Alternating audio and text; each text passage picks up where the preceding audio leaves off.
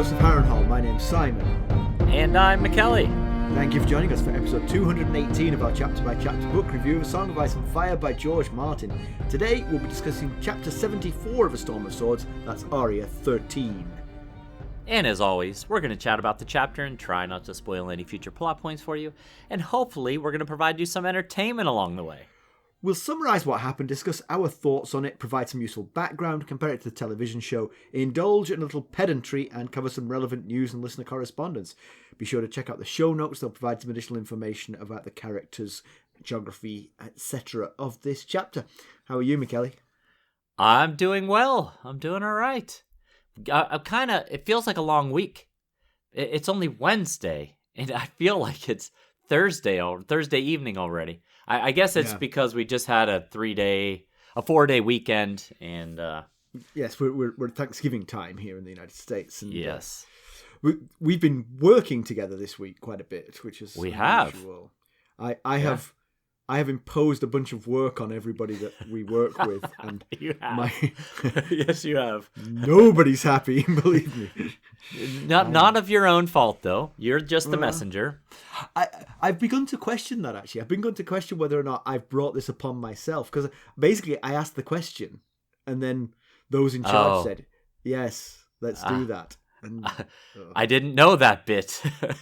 Maybe not share that bit with everybody. Yes. So on the day after Thanksgiving, which is known as Black Friday, a bunch of guys from work arranged a soccer tournament, and 56 of us went and played soccer on Friday morning. Oh, wow. And we played a 4-team tournament. Yeah, a bunch of us. That's a lot. We had a great time. We all put in $20 and we got a shirt, some snacks, some Gatorade, and some beer afterwards, and the fields. Okay. Wow, that's really cool. Yeah, it was really cool. My team was very good.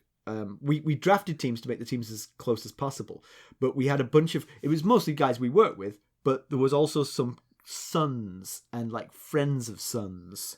Right. So my team ended up with a lot of teenagers on it.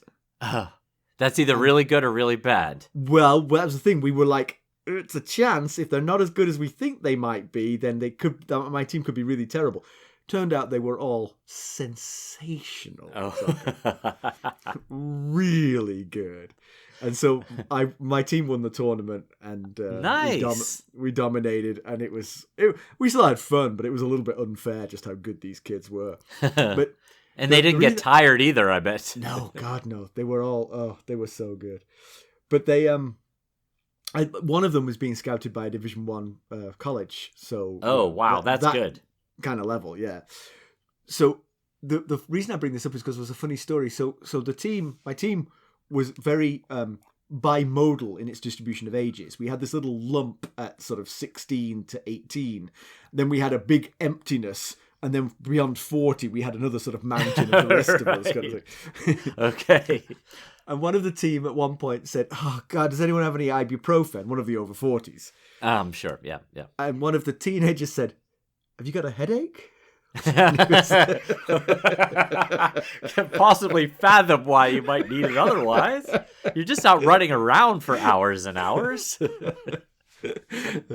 So that cracked us up. It was just like could not understand why you would be asking for this other than for a headache. Yeah. Well, that's cool that you guys won.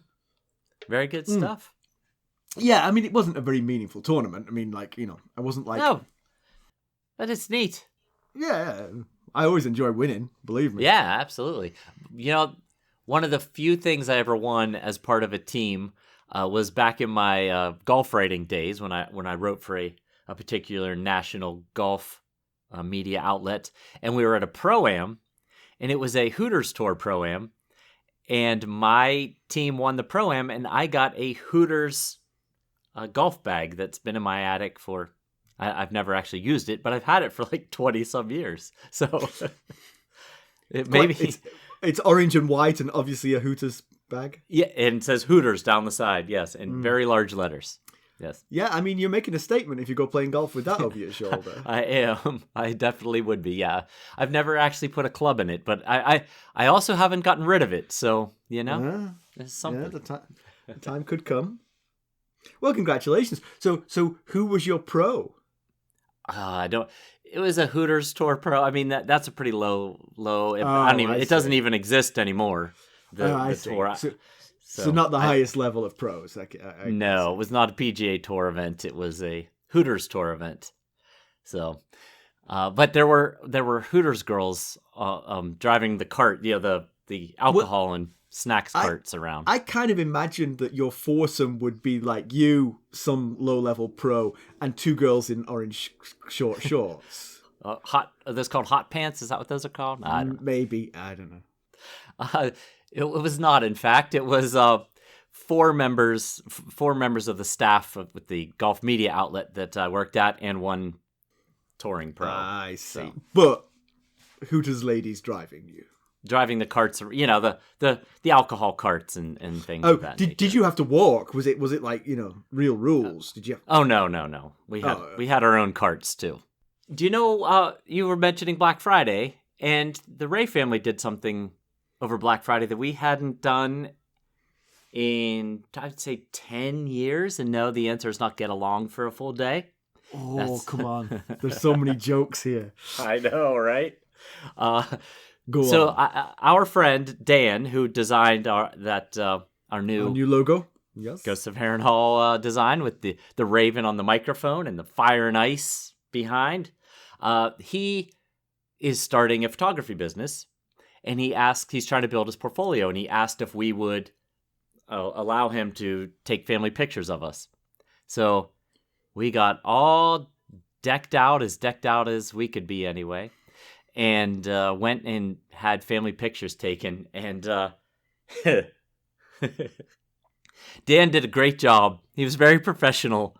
His subjects, I felt like his subjects were less than professional, though. It was fine. I mean, the pictures are turning out great. He's kind of sending them piecemeal, and they're turning out really great. But, man, I'm just reminded. Every time I see a picture of me, I'm reminded how old I'm getting. I said to him, he posted some on Facebook, and I was like, damn, these are great, but what'd you do to my hair? I think the angle you took it at, it looks like my hair is missing. Yes, Dan's going to have to work on that. Yeah. But it was very nice. And he took some senior pictures of Molly, which apparently is not something that folks in the UK fully understand, because I was telling another colleague of ours who's from Scotland the same thing, and she said, I don't know what you're talking about. First of all, she said family pictures are the most American thing that she'd ever heard of. Check. And you could never get folks from Scotland to take family pictures in such a fashion. And she had no idea what senior pictures were. So I had to explain that the senior year of high school is your final year of high school. And it's tradition that kids get their pictures taken outside of the one that goes in the school yearbook. Also American.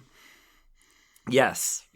But she saw the pictures on Facebook, and she said, I have to say, those are very nice pictures. I wish I could get my family to do it. That's the thing. Americans do these things that make the rest of the world snicker at them, but they get something nice out of it. I mean, you put in the groundwork. You deserve the nice things you get. Sure. Yeah. Okay. I can live with that. I've brought my British ethos to my American family, and we don't do any of these things. Well, we paid hundreds of dollars for Ethan to get senior pictures, and I think we gave 10 to family members, and about 2 are hanging and sitting in various places in the house, and the rest are sitting in a box somewhere that haven't been opened in 6 years. So yeah. That's what happens with Lucas's school photos, Right. We have that in the UK. We have school pictures annually. Right. Yes. Where a photographer comes to the school and takes a picture of every kid. We Right. have those, but they never got used. They're sitting there in a folder. Yeah. Same with our senior pictures for the most part, which is why we jumped on the opportunity to have them done for free. All right, let's get down to business. How did we leave Arya Stark? Last we saw of Arya, she and Sandor the Hound Clegane had spent a bit of time in the Mountains of the Moon, but weather and newly armed mountain clans had convinced them to retreat back towards the Riverlands. He thinks River Run is the best chance of a reward. She hopes to go to Jon in the north. He is not willing to help. Sandor Clegane, not Jon. He might be willing to help. But, Good distinction. Good distinction. Arya had wolf dreams of Nymeria finding her mother's corpse in the river and has accepted that Catelyn really did die. Mackelly, why don't we give the summary of this one? All right. Well, Arya and the Hound arrive at the old Inn at the Crossroads, a place where they'd first fallen out, no less. The inn has lost some of its charms with a skeletal figure hanging in a cage outside. But despite the inhospitable sign, the Hound needs wine. Arya reluctantly follows him in. The room is occupied by the new proprietors, as well as a handful of locals, but dominated by 3 soldiers mistreating the serving girls. Arya recognizes them, and they recognize Clegane. They're Gregor Clegane's men, Polliver, the Tickler, and a pimply young squire. The last of these tries to bait the Hound, who ignores the insults. The Hound orders a flagon of wine and chugs a good portion straight from the flagon before filling the cups. The room quickly empties, leaving only the 3 soldiers and Arya and the Hound. Speaking of threes, Arya notices 3 blades on Polliver, a longsword, a dagger, and a slim blade too long to be a dirk, but too short to be a sword. Curious. The soldiers share news of the realm. King Joffrey is dead. Arya feels the news should make her happy, but with Robb dead as well, what does it really matter? But there's more news to share. Sansa Stark killed the king with a spell and then fled, leaving her husband Tyrion Lannister to face the music. Arya struggles to believe that one. Sansa doesn't know any spells. The news bulletin continues. Walder Frey will hang Edmure Tully if his uncle, the Blackfish, doesn't concede River Run, which is under siege. But the most shocking bit of news is left for last. Seems that the Lannisters have found Sansa's sister. She's headed north to wed Roose Bolton's bastard. Arya's confused. They don't have another sister. The Hound finds this bit of news laugh out loud funny, but doesn't share the reason with the rest. When the Hound asks about salt pans, the Tickler says he's sure Gregor would prefer his brother return to Harrenhal with them. The Hound isn't interested. In a sudden move, the Tickler throws a knife at Sandor, who anticipated and dodges the knife. But now the fight is on. Arya quickly realizes that the Hound is drunk, too much wine too fast on an empty stomach. He takes on Polliver and the Tickler. Arya throws a stone cup at the squire's face, dropping him to the floor. Sandor is losing the fight. He's taken several bad cuts, including losing his burned ear. Arya is too distracted by the fight to notice that the squire has recovered and grabs her arm. She turns, unsheaths his dagger and sticks him in his guts with it. Meanwhile, Sandor finally puts an end to Polliver with a wicked slash that splits his head in 2. The Tickler backs away from Sandor and Arya stabs him in the back. Arya then releases pent-up fear and anger on the Tickler. She stabs him over and over and over again, repeating the questions he asked the villagers on the march to Harrenhal. The Hound has to drag her off the man's corpse. It's then that they notice the sobbing young squire. Sandor tells Arya she has to give the scared boy mercy. Arya takes the slim blade off of Polliver and slides Needle into the boy's heart. It was Needle!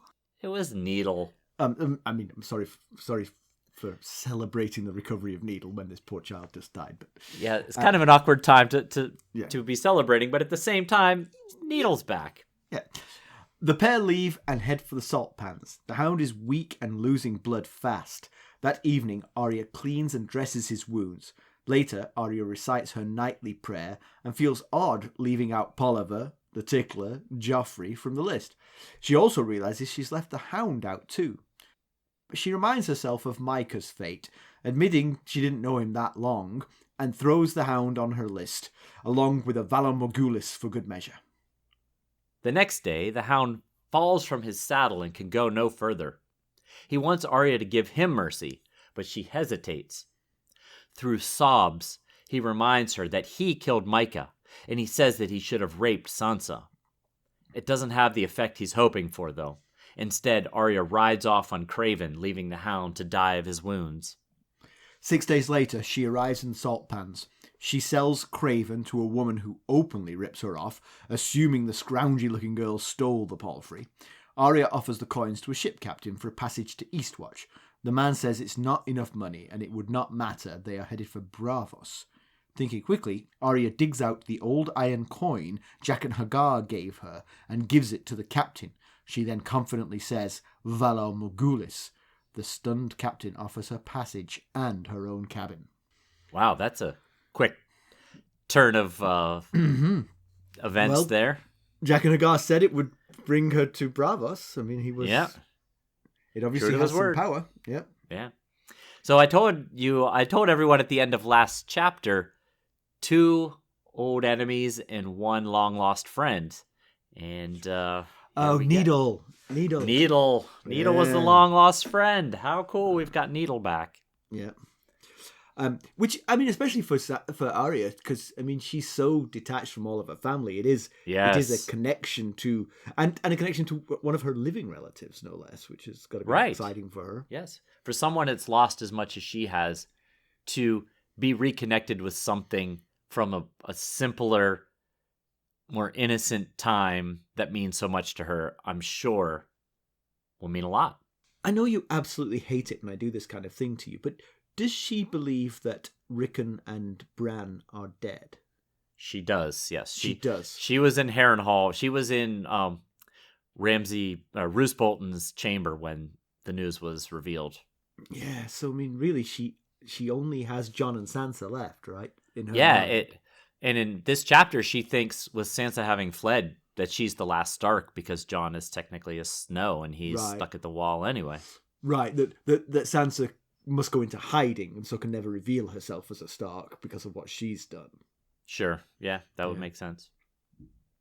So the inn, this is not there's been several inns in this book. The inn that's cropped up the most often in this book is the Inn of the Kneeling Man, which is further west into the Riverlands. This is the inn at the Crossroads, which famously, for us at least, was where Micah and Arya sparred, and Nymeria wounded Joffrey, and Lady was put to death, and Nymeria ran away at Arya's insistence.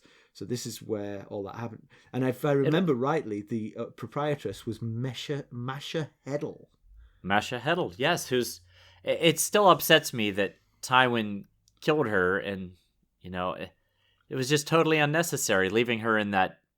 Is it gibbet or gibbet? However that term is pronounced. Gibbet. Leaving her in that gibbet. I was wondering if she still has the stained red teeth from the sour leaf, because her teeth would still be intact. You think the skeleton outside might be her? Yeah, it's a woman. She says, well, her description to us is a woman's skeleton. I'm not sure how she knows it's a woman's skeleton, if it's a skeleton, but... In a dress, perhaps? Maybe. But I assume it's Masha, because that's how we last saw her. It was in that exact position out in front of the inn. Just a reminder, of course, as well, that this is also where Catelyn arrested Tyrion. Yes, triggering the events of these books, really.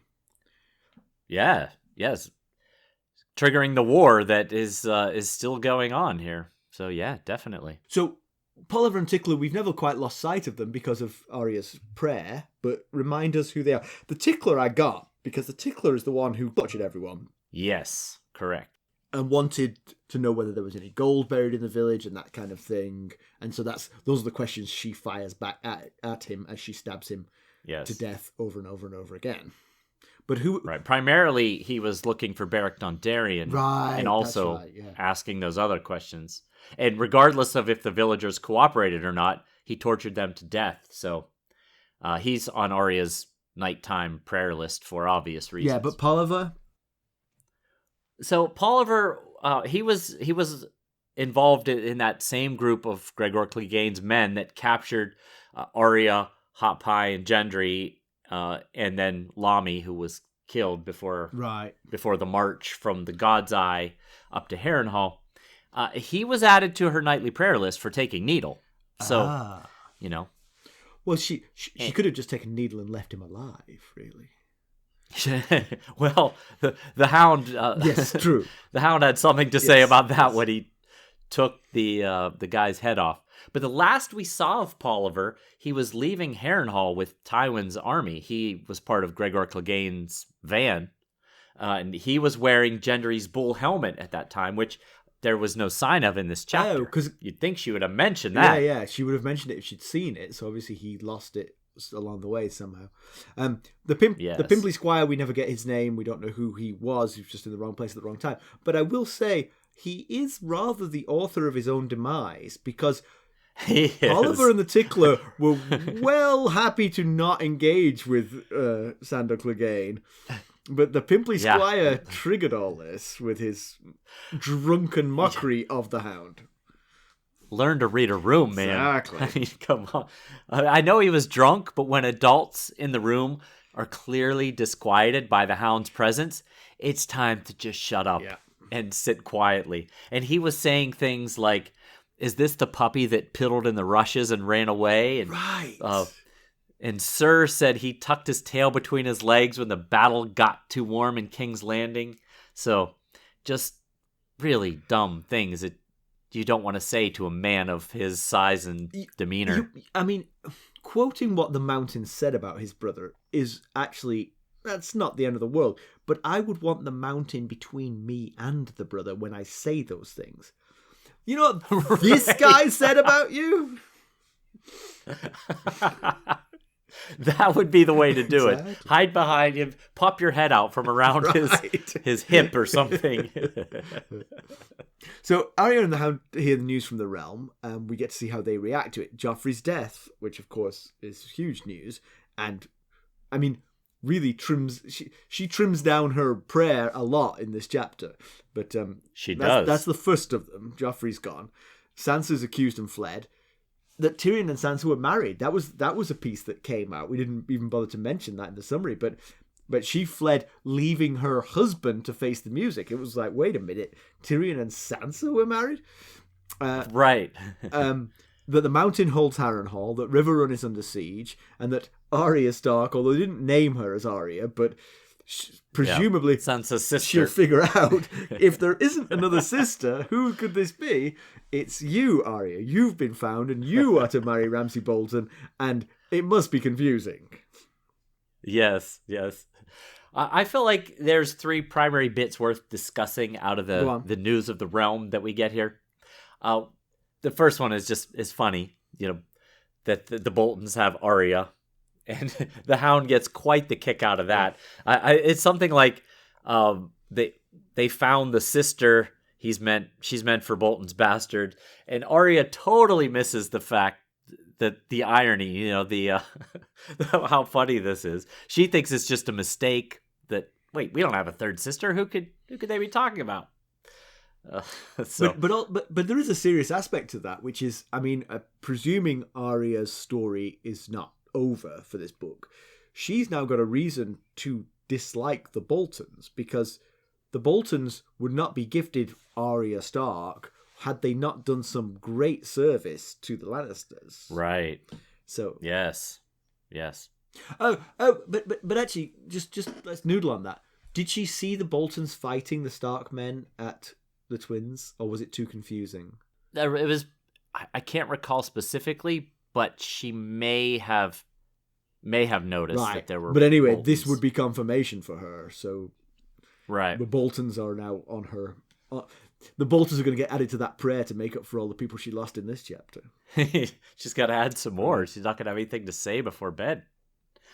The other bit of news is that there was fighting at Raventree, and in the most recent Jaime chapter, we learned of the Riverlands houses that were back in the King's Peace, and the Brackens were mentioned and not the Blackwoods. And we had mentioned at the time, we had discussed at the time that, are the Blackwoods staying loyal to the Tullys because the Brackens didn't stay loyal, or are they just blindly loyal to the Tullys here?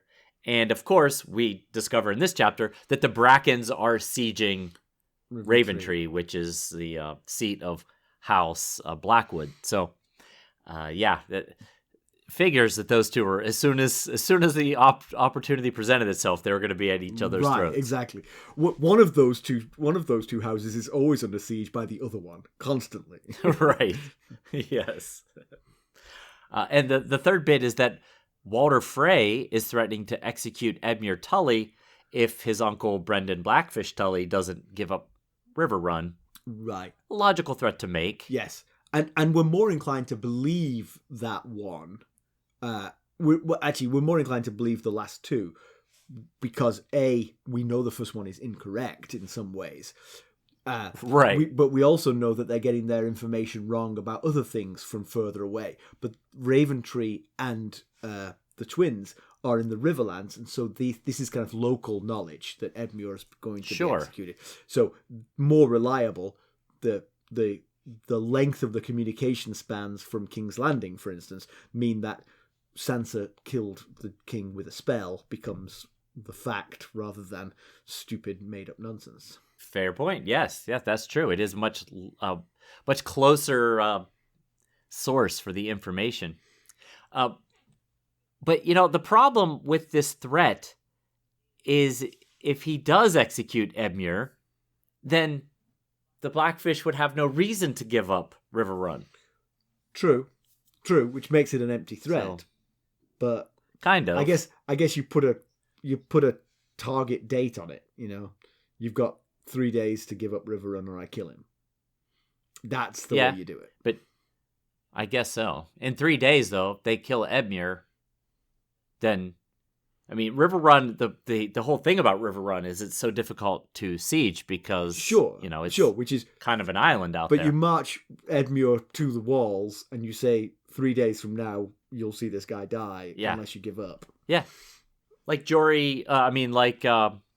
Roderick Cassell and his daughter Beth Cassell. That's how. Right, exactly. That's how they ended up getting into Winterfell in the first place. Yeah. Oh, and this part of the chapter is full of news from the realm, but there's no mention of Gregor's current state. Right, they're inviting. It doesn't seem that they know. Yeah, they're inviting the Hound back to Harrenhal, but he's not there. Yeah, well, they know that he went to King's Landing, but they don't know how the trial by combat went against Oberyn Martell. Their Sir, as they keep calling him, is in no position to care what his little brother is doing right now. Yeah. I wonder if maybe like Beric Dondarrion's men, they don't even think about the threat to him because they just see him as utterly invincible. Right. Yeah, that very well could be. After the news of the realm segment of the conversation is done, no, it's like at the end of the news they have like a light-hearted story. Yeah, right. Why don't you come with us to Harrenhal?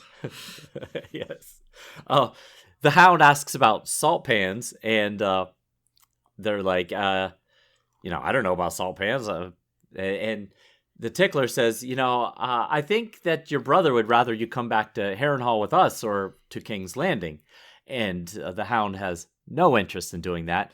And the Tickler just stretches. He kind of straightens up and stretches and reaches his hand behind his back, behind his neck, and whips a dagger at the Hound. And the Hound apparently has seen this trick before because he anticipates it and successfully dodges, but that's what starts the all-out fight that we get here. Yeah, I will say, I wonder if the Tickler made a sort of tactical error there because Sandor was drinking himself into stupor. Right. Let him keep drinking before you engage in this fight. Sure. Yeah, he didn't show any signs of slowing down. Right, but he was going to. He waited another. He was going to. If he had waited another 10 minutes. He might have been able to just frog march him out, he died because he was drunk here. I'm sure of it. Because I think he could have handled those two by himself. I agree. But Arya said he was slurring his words, so... Yeah. But when the fight breaks out, Arya actually she's heavily involved, ends up killing more men than the Hound does. She does, that's right. Comes down to it. She wouldn't have killed... No, she kills the Tickler by herself, right? Yeah, she stabs him in the back and then stabs him over and over and over again. Yeah. And she ends up killing the squire in kind of the same fashion as she killed the stable boy in the Red Keep. With Needle. And with Needle, that's right. That's how she finishes him off. The first stab is the boy's own dagger. But the stable boy was with Needle too, right? Yes, it was. So... based on my quick estimation here, I think that's 4 close combat kills, Wow. which is just horrifying for like a 10-year-old child. And you could see the pent-up rage and frustration come out when she's killing the Tickler and just particularly stabbing towards him the over and over yeah, again. particularly towards the Tickler. I think I'm not sure she would have done the same to Polliver, but to No, I Tickler agree. was I just agree. a monster who needed it. Yeah, and then later at the end of the chapter, when the lady who she's selling the horse to once says, "I'm going to rip you off. You're going to take what I give you because I know this isn't your brother's horse." She thinks about killing the woman, but there's too many onlookers for her to do so, and Yes, I just worry. I worry about her state of mind. You've lowered the barrier to what you should not do so much by this point. I will say though, that her kills to this point have all been basically in self-defense, or at least in extremis. There was very little else she could do than kill those people. Yeah. The most debatable one would be the guard at Harrenhal. Yeah. She baited him with that coin and then stabbed him. But again, she was trying to escape what she thought was a very dangerous situation. Yeah. But I worry, some of her thoughts, like she wishes that either she could have watched Joffrey die or killed him herself. That's really unhealthy for anyone, but especially a 10-year-old. And even just this bedtime prayer list of people that she wants dead is incredibly unhealthy. So yeah, although compared to everything else, it does seem fairly tame. Right? These are people I don't like. Is not as bad as, and I will recite them every night. Is not as bad as all the things she's actually doing and thinking. Right. Fair point. And we've talked about her list getting shorter, but she might lose the mountain as well, although she doesn't know it. Oh, true enough, yeah. Oh, he's dying right now. Why is the mountain on her list? Because of the march from the God's Eye to Harrenhal. Oh, yes. Terrible things. Yes. Pretty much, yeah. There's quite a lot of her list was formed on that march, wasn't it? It was... Yes. She, in giving the prayer, the last time she gave the prayer, she forgot to mention the Hound. She did throw him on again at the end, but is this a sign that their camaraderie has gotten to the point where she's actually forgetting and forgiving? She herself thinks to herself at one point in this that she barely remembers Micah. She only knew him for a few hours. Yeah. I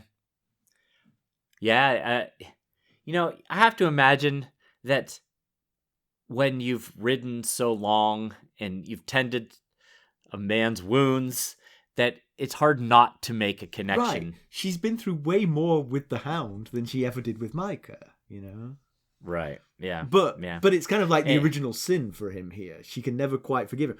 And the thing is, she is going to give him the mercy he's asking for, the Hound. But he then makes a till he opens his mouth. He makes a miscalculation. He tries to steal her into doing it by reminding her of how awful he is. But that has the opposite effect. She's like, well, why would I give you mercy? I mean, this is what, I'm projecting what she was thinking. Why would I give you mercy when you've done all these awful things to Micah, to Sansa? I'm going to let you bleed to death in a horrible, nasty way. Yeah. It's actually a pretty powerful, emotional scene with him sobbing.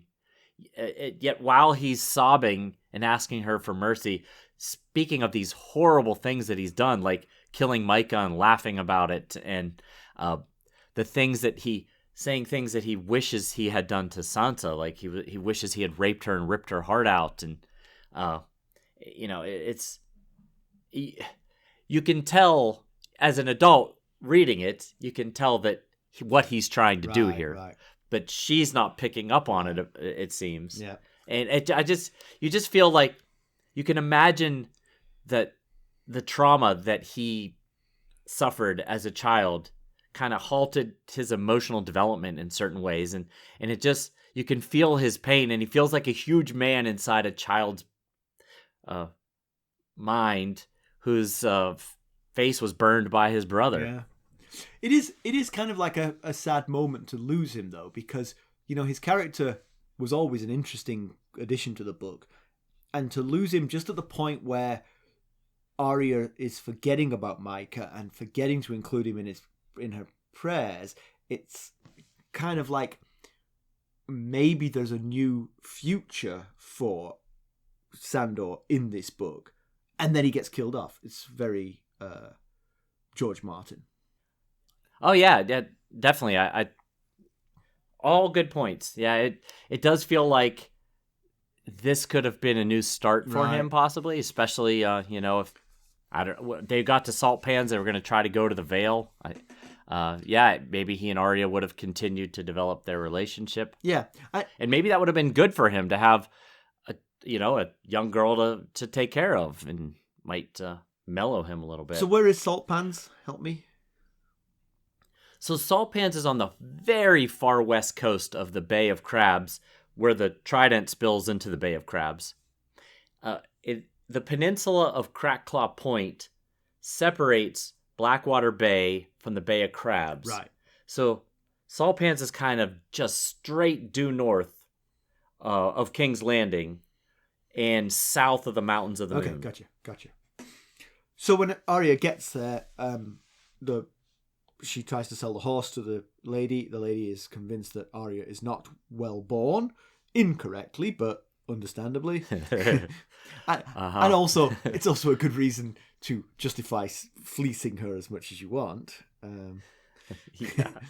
I was thinking, when I read that part, I was thinking her mother and Septim Ordain would be rolling over their graves hearing that bit. Like, we tried so hard to make her a respectable young lady. She wouldn't listen. So she asks the captain if he will take her to Eastwatch by the Sea. What do you think her plan was there? I mean, presumably to walk the wall to find Jon. Yes, that's...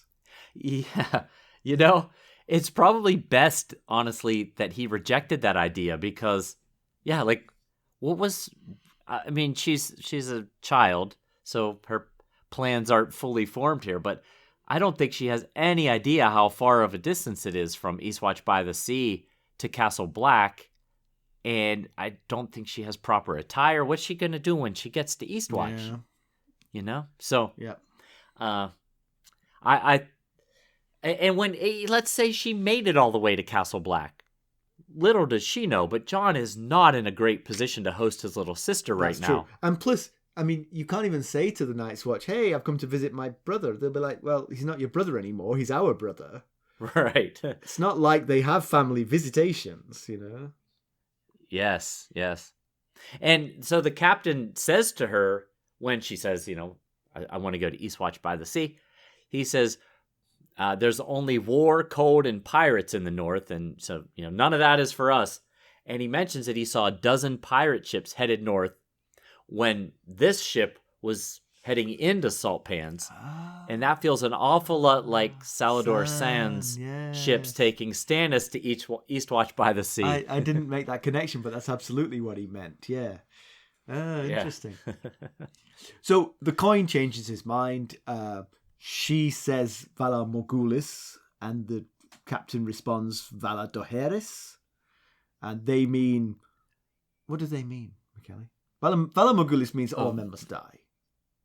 Yes, and Valar Dohaeris means all men must serve. Ah, I see. So basically, it's kind of like she threatened him, and he said, okay. Kind of. So just to refresh everyone about this coin that she's had for a while and how she ended up with it. After Jaqen H'ghar helped her overthrow Amory Lorch with the weasel soup in Harrenhal, and then he changed his appearance, his face, became a totally different face. Arya asked him, hey, you teach me that trick? And Jaqen said, you have to come with me across the narrow sea to learn. And she said, well, I can't do that right now. So that's when Jaqen gives her the coin and says, if you ever want to find me again, give this coin to any man from Braavos and say, Valar Morghulis. And that's how all this came to pass. Yeah, and of course, the reason she said no at the time was because she was still trying to find her mother. She was still on her way to Riverrun. Yes. Was the hope there, yeah. Right. Yes. Yeah. And, coincidentally, Arya doesn't know what Valor Morghulis means. Oh, right. She knows to say it, but he never said what it means. But so coincidentally, she's fittingly using it as part of her nighttime death wish prayer, despite not knowing that it means all men must die, which, kind of fits. She just doesn't realize that it kind of fits. Right. But, yeah, I mean, so the ultimate question there is, why does the coin have such a dramatic effect on this sea captain? And there's a lot of theories out there. I did some searching to see what people were thinking. Well, let me throw out my theory on this, okay? So yes, please do. So one theory, Jaqen H'ghar is a faceless man, one of these assassins that can... And I mean, that makes a certain amount of sense. He's clearly a killer. Yes, and he changed his face. And he changed his face, which feels like the kind of thing that someone called a faceless man might be able to do. So there's that. You would think so. And the faceless men are renowned, and one of the coin is an emblem of them. And they don't give them, despite the fact he gave one out rather cheaply, they don't give them out cheaply. They only give them out to people who they believe could make it as faceless men. You would think so. And that is why he gave her the coin, and that is why all people from Braavos respect the coin. This is someone who might become a faceless man. I ain't messing. I'm going to serve. That is very, very close to most of the theories that I came across. Some twists were that because she said Jaqen H'ghar is the last one to die, and he was like, please pick another name, please pick another name. And then she did. She released him. That he gave her his calling card as you saved my life.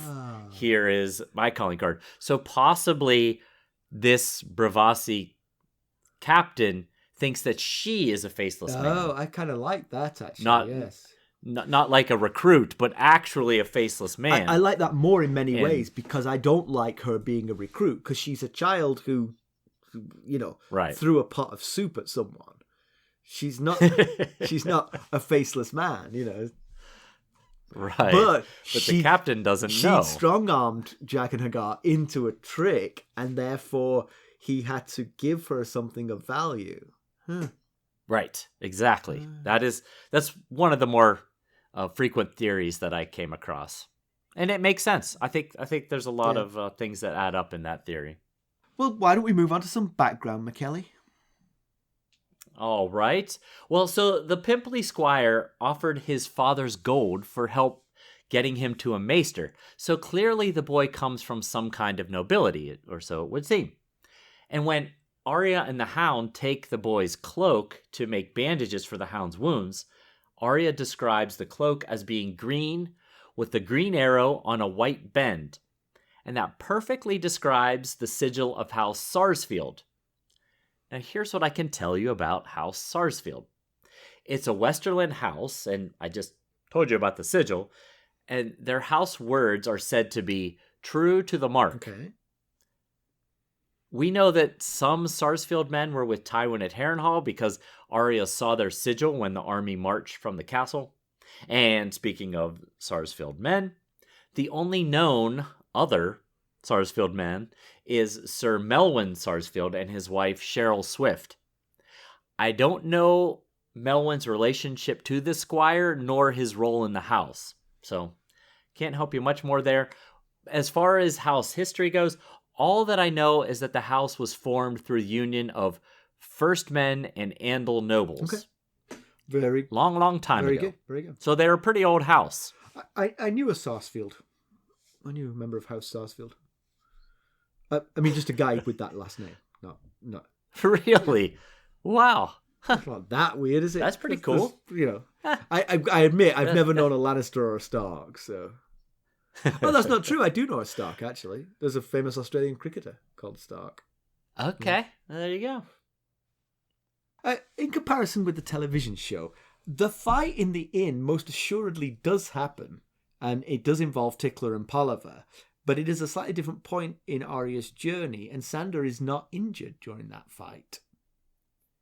Oh, okay. So her list does get shortened, but not the Hound is not shortened from her list in that fight. But he does die in very similar circumstances at a later point in the TV show. The wound is actually given to him by, this is going to make no sense to book readers, Brienne of Tarth. Brienne of Tarth issues the blows that lead to his death. I remember it. It was like a duel right? Over Arya? But Arya goes AWOL during the duel. So the fact that Brienne effectively wins the battle is neither here nor there because she does not get Arya. But Arya stands over the Hound as he dies, and he begs for mercy in the same way he does in the book, and so she doesn't give it to him in the same way she doesn't give it to him in the book. Okay, so there's some. It comes back to similar. At the end, sure. I guess. Pedantry Corner. Your pedantic spirit is back. Oh, is this me? Yeah, I've already mentioned this actually. I am surprised that people, especially those who know the Cleganes, aren't a little bit more circumspect around the Hound. Like, would that pimply squire say the same things to Gregor Clegane? I'm assuming not, because he was alive earlier. Right. He was alive to walk into the inn in the first place. But did he think, oh, this is the guy who had his face pushed into a fire by Gregor Clegane? He must be very soft and easily bullied. Let me bully him and see how that works out for us. It's right. This like 6'6" tall behemoth of a man. Exactly. I mean, he is a monstrous specimen with known fighting skills. I just did not understand. Again, it's the drink. You're making a good decision again, Mackelly, to avoid this. Who knows what fights you would get into with 7 feet monsters? That is the question, isn't it? So that was the only thing.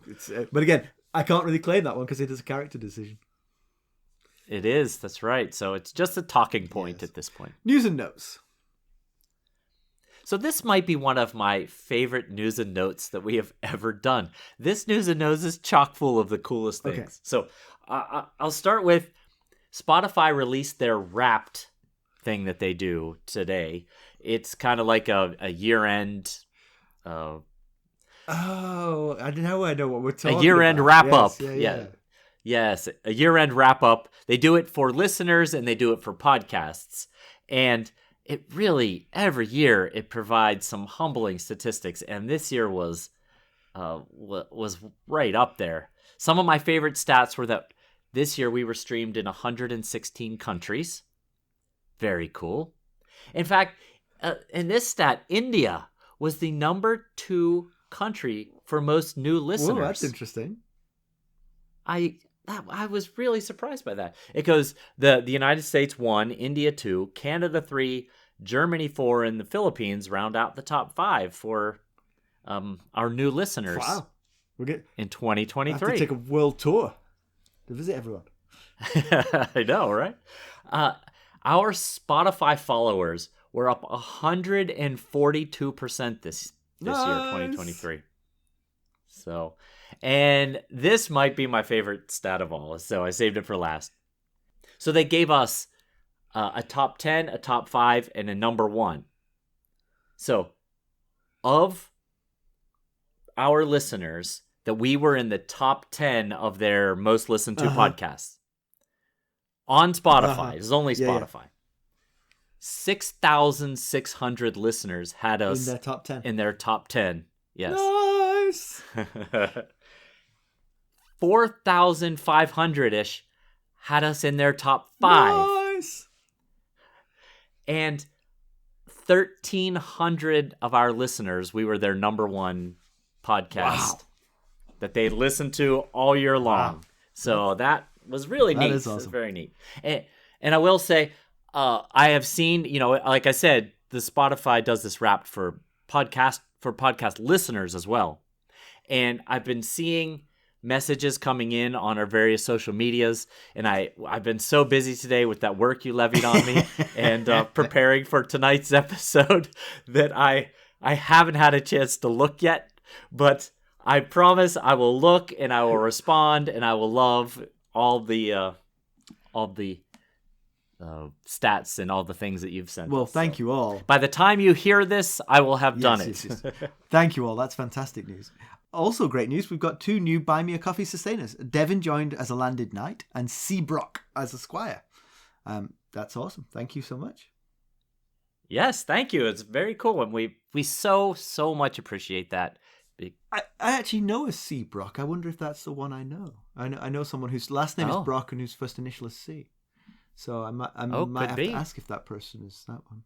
It's actually actually one of my son's friends who I believe does listen. So it could be.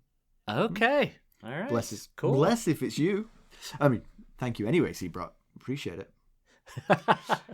Absolutely. Come on, I always do these. It's your turn. Okay. So, we got a review on Apple Podcasts from Mason Martell is the name, and the subject is best podcast ever. And it goes, one of the standout features of the Ghosts of Harrenhal podcast is its impeccable storytelling. The hosts, Simon and Mackelly, possess a remarkable ability to create discussions that are both engaging and thought-provoking. Each episode is carefully crafted, taking the listener on a captivating adventure through the world of A Song of Ice and Fire. This podcast is nothing short of brilliant. Wow. That review is nothing short of brilliant. That's awesome. I liked this review so much that I screen capped it and posted it on all of our social medias. I said, I have never met Mason Martell, but he might just be my new best friend. He or she. Yes. Or yes. She, yeah. Well, that's awesome. Thank you, Mason. That's terrific. Yes, thank you so much. All right, that was good news and notes. You were right. I had no idea what half of it meant when we started. I was like, what is he talking about here? So let's conclude. Arya's free and now houndless and bound for Essos. So her story, it feels like her story could go anywhere from here.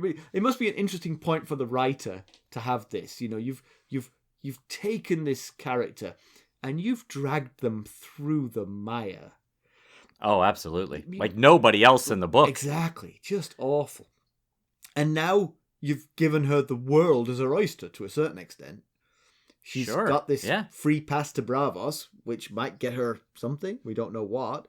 But she could keep going all the way to Slaver's Bay and meet up with Dany. Right. Who knows? Right. Who knows? Exactly. She could meet up with Jorah. He's a free agent these days. That's true. That's how Jorah's going to get back into this story. Right. Well, I will say this is the last Arya chapter of A Storm of Swords. So this is how we leave her for this book. And it's, I believe that was true of season 4 as well. I think you see her sailing away. I forgot to mention this in comparison with TV. She has the same scene with the captain, and her last scene is them sailing out towards Braavos. Okay. Yeah, she's truly alone for the first time since leaving King's Landing. And she's out of the Riverlands for the first time since leaving King's Landing, too. So, for 2 books. You've seen these maps of the characters' journeys. Hers is like a big squiggle in the Riverlands for quite a long time. A bowl of spaghetti. Yeah. She's certainly more equipped to be on her own this time than the last time when she was in King's Landing in Flea Bottom just trying to survive. Yeah, she has more needle and a coin which is a Wonka golden ticket to Braavos. Yeah, right. Could she just wander around Braavos presenting this coin to people and getting things? Vala Morghulis. And it seems like she's been drawn to Braavos for a while now. 2 men with serious influence in her life are connected to Braavos. You remember, Syrio Forel was the first sword of Braavos. And Jaqen H'ghar, who said he was from Lorath and used a Lorathi accent and dressed like a Lorathi, he apparently has some connection to Braavos because he gave her this coin, which is apparently only good in Braavos. Right. And how can you trust a man whose face can change his accent, Right. Presumably. Be funny if he kept changing his face, but his accent was a dead giveaway, Right. I know it's still you. So Arya's kill list is probably halved in length. She's lost 4 in one chapter. She lost with the Hound possibly to follow. Well, yes, let's assume the Hound is dead, so that makes 5, right? She lost Polliver, the Tickler, Joffrey, the Hound, and probably the Mountain to follow. Right. Wow. Yes. Yeah. It's dangerous to be on her list. Yeah. She's like a Dragonstone leech. That's right. If Melisandre could get her hands on Arya, the two of them, they might be unstoppable. Throw her on the fire, who knows? Although I do find it worrisome that she has this list to begin with, as I mentioned earlier. Yeah. Again, I'll say the list is the least of her worries. Well, yes. She could stop saying the list. She will always have stabbed the Tickler to death multiple times. Yes, she will have killed at least 4 people that I can think of off the top of my head. And the Hound was a character. He will be missed. He wasn't a good guy, but he was a guy who lived by his own creed. And he was, yes, he did. He was a wild card in just about any situation. He could change the storyline in any scene that he was in, because he did things differently than convention. He both killed Micah and saved Loras Tyrell when Gregor went to kill him during their after their joust. Yep. So, we're losing another fantastic non-POV character like Brienne and Jorah. And it seems like we're not with at least Brienne and Jorah, it's possible that one of them could become a POV, but it doesn't look like the Hound is going to get that opportunity. So, yep. And up next, we've got Sam the Slayer back at the wall. Exciting. That's right, yeah. We're heading back to Castle Black, but we're not going to see things through Jon's eyes this time. We're going to see things through Sam's. Well, there's 4 ways that you could help us. You could leave us a 5-star rating and a positive review like Mason Martell did. You can buy some merchandise. We've got some new stuff for the holidays at ghostsofharrenhal.threadless.com. You could buy us a cup of Arbor Gold at buymeacoffee.com/ghostsharrenhal. Become a sustainer as Devin and Seabrock did, and that will help us out on an ongoing basis. Or you could just donate to our cause directly through our website, ghostsofharrenhal.buzzsprout.com. And if you're looking for more ways to interact with us, keeping up on the latest Ghosts of Harrenhal news and developments, you can go out and follow us on our social medias. You can follow us on Twitter at Ghost Harrenhal. We're on Facebook, Instagram, Discord, and YouTube. Thanks for listening.